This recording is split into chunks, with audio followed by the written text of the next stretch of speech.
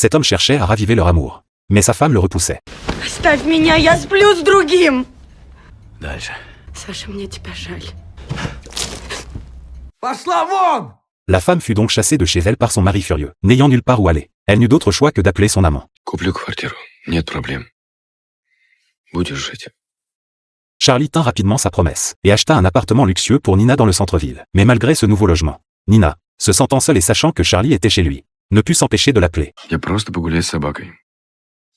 Еще лучше.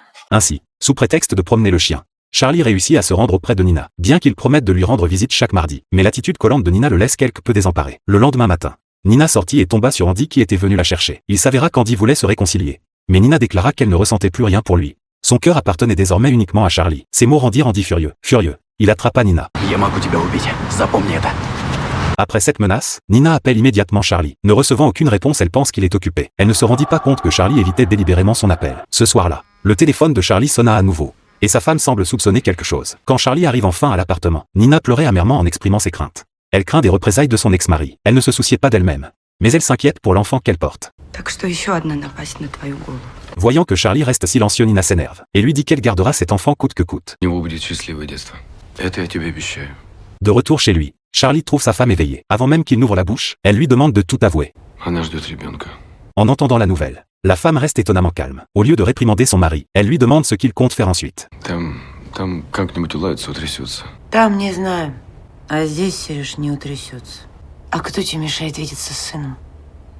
Но ждаться, я так полагаю, он не будет. Тамар, Ну что?